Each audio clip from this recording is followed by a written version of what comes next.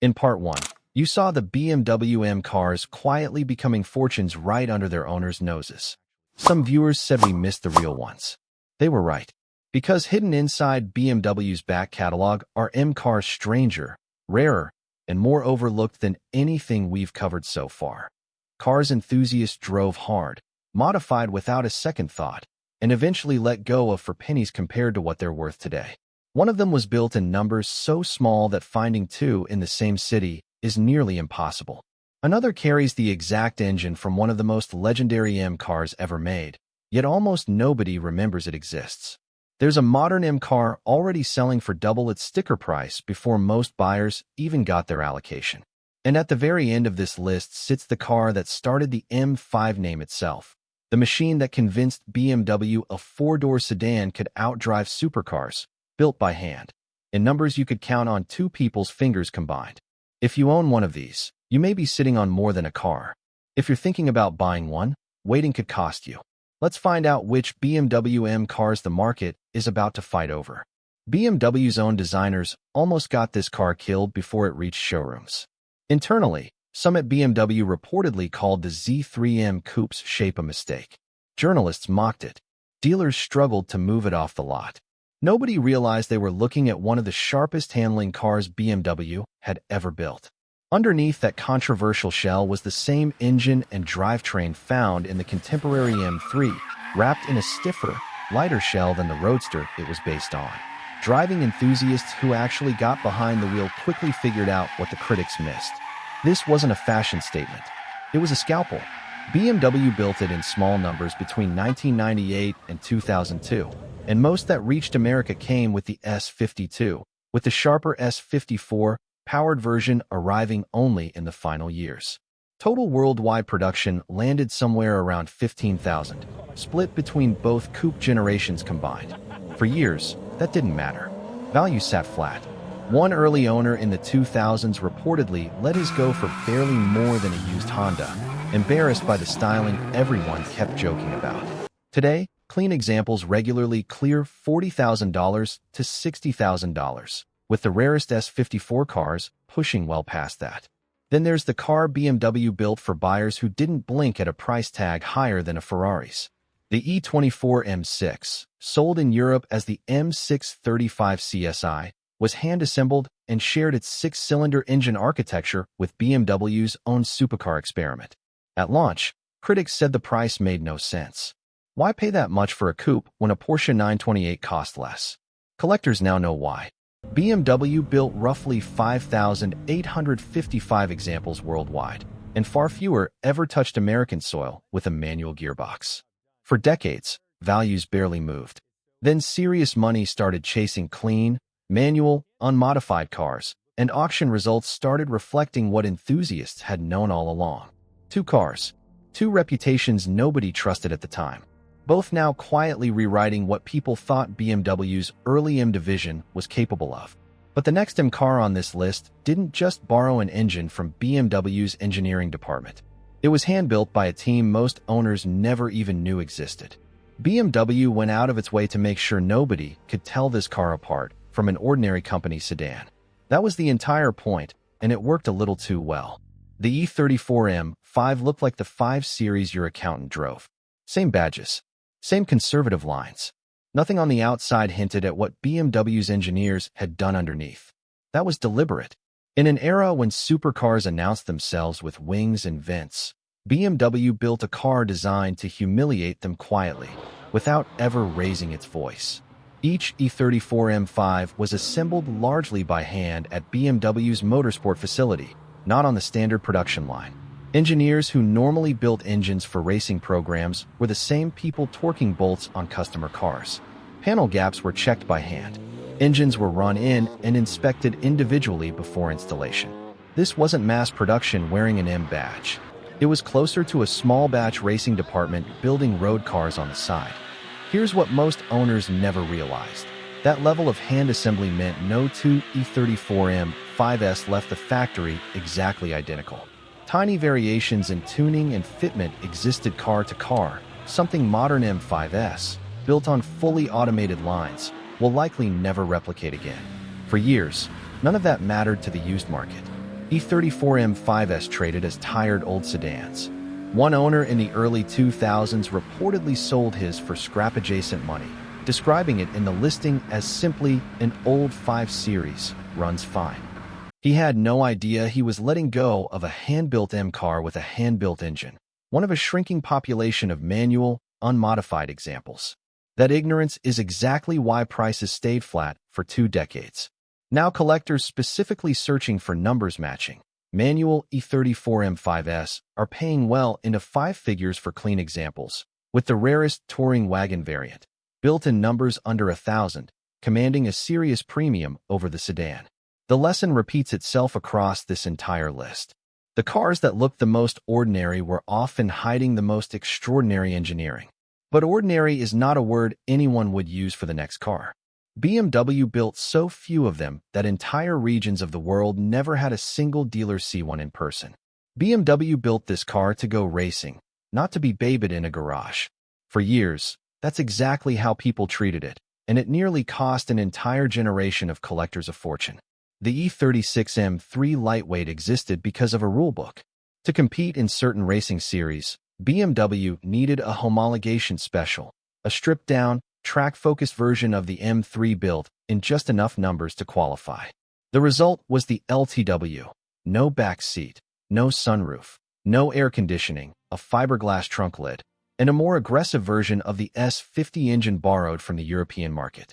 BMW built exactly 126 of them for the US market in 1995, all Alpine white, all with a specific competition package most buyers never even noticed on the window sticker. Here's what almost nobody realized at the time. Because these cars were built to be raced, that's precisely what many owners did.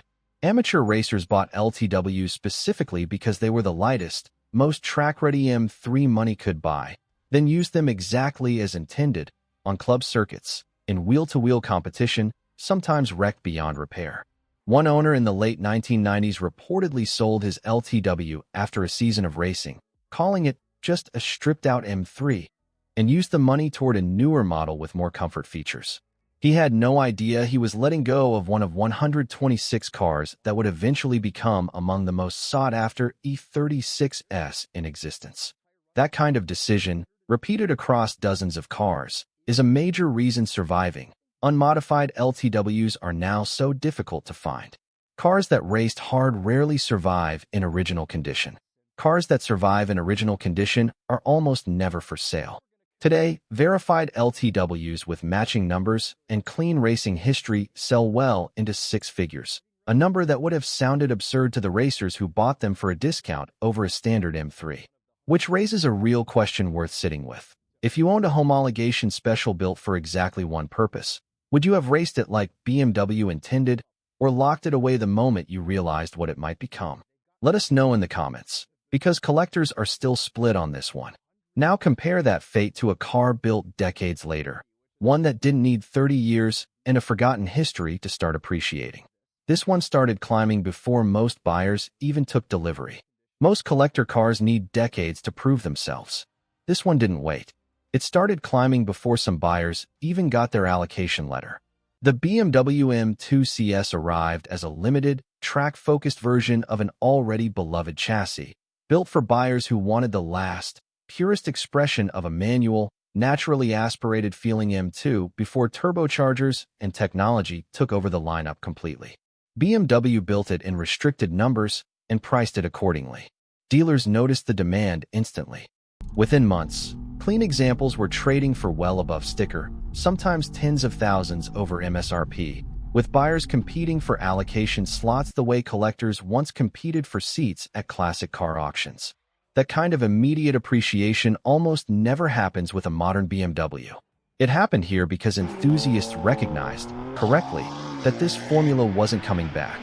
Now compare that to a car built just a few years earlier that most enthusiasts have never even heard of. The BMW E92 M3 CRT was a limited-run sedan, a limited 4-door adjacent halo built on carbon fiber reinforced plastic components, powered by the high-revving V8 shared with the E92 M3, but tuned for more output, and paired with a rear seat delete for weight savings. BMW built just 67 units worldwide. sold almost exclusively to buyers already deep inside the brand's collector circles. Because so few exist, and because most were bought by people who understood exactly what they were getting, CRTs rarely surface publicly. There's no large used market to study, no steady stream of listings to track. When one does appear, it commands a serious premium over an equivalent standard M3, precisely because almost nobody outside serious BMW circles even knows to look for it. Here's the pattern worth noticing. One of these cars became a phenomenon because everyone was watching. The other became rare because almost nobody was. Both are worth serious money today, just for opposite reasons. That contradiction, hype versus obscurity, both leading to the same outcome, is something collectors are still arguing about. Which one do you trust more when you're deciding what to buy? But the next car on this list didn't just risk BMW's reputation. Internally, some engineers reportedly worried it could catch fire before it ever reached a customer's driveway. Some engineers inside BMW reportedly had real safety concerns about a system built directly into this car's engine. It involved injecting water into the intake to keep the engine cool enough to survive its own power output. If that sounds risky for a factory production car, that's because it was. The BMW M4 GTS used water injection technology adapted from Formula One and endurance racing, a method of controlling combustion temperatures that let BMW push the turbocharged inline-six far beyond what the standard M4 could handle.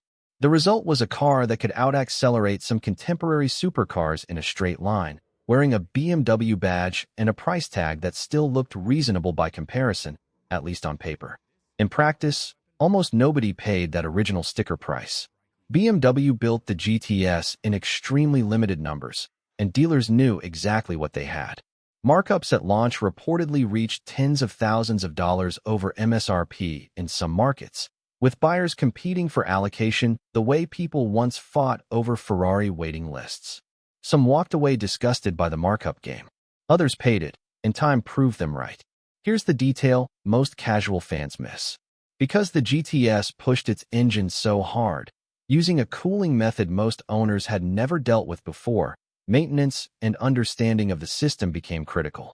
Owners who serviced the water injection system properly kept reliable, track-capable cars.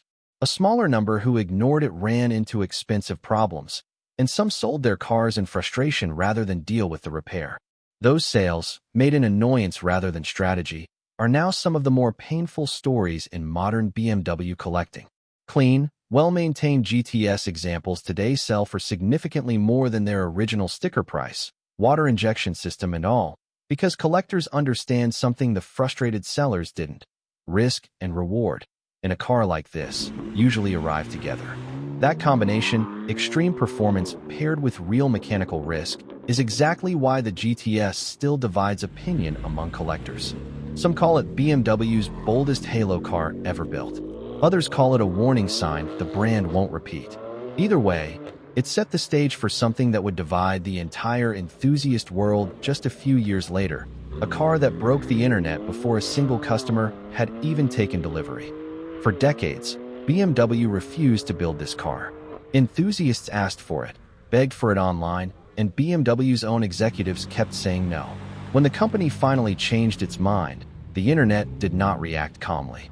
The BMW M3 competition touring, the first M3 wagon ever sold in the United States, broke cover to a reaction most automakers never get. Forums crashed. Comment sections filled with disbelief. Some enthusiasts called it the car BMW should have built 30 years earlier. Others accused BMW of finally listening only after the wagon body style had become a nostalgic trend rather than a practical choice. Whatever the motivation, BMW built it in genuinely limited numbers for the US market, pairing M3 competition power with wagon practicality in a combination that had never officially existed stateside before. Dealer markups appeared almost immediately. Waiting lists stretched long enough that some buyers reportedly resold their allocation slots before the car even arrived. Here's the part most excited buyers overlooked in the noise. Hype creates demand, but it doesn't guarantee long-term value. History shows that cars launched into frenzy sometimes cool off once the initial excitement fades and supply catches up. Whether the touring holds its premium the way collectors expect is still an open question, One this entire list should make you cautious about answering too quickly. Now, for something far quieter. The BMW Z4 M Coupe of the mid-2000s shares more with a car from part 1 of this list than almost anyone realizes. Its engine, the high-revving S54, is the exact same unit found in the E36 M3 CSL, one of the most celebrated engines BMW ever built. BMW dropped that engine into a small, low-slung coupe body, built it in limited numbers, and largely let it disappear into obscurity. Enthusiasts who know this connection treat the Z4 M Coupe as something close to a hidden CSL alternative, offering similar engine character in a rarer, cheaper, and far less recognized package. Values have started climbing as more buyers make that connection themselves, but the car remains dramatically undervalued compared to its more famous engine-sharing sibling. Two cars. One built into hype so loud it broke the internet before deliveries even began. The other so quiet that most enthusiasts still don't know what engine is sitting under its hood. Which brings this story full circle, back to where the M5 name, and this entire obsession with hand-built BMW performance, actually began. Before there was an M5 badge on any BMW, there was a question nobody had really answered yet. Could a four-door family sedan actually outdrive a supercar? BMW's motorsport division decided to find out, and the answer changed the entire brand forever.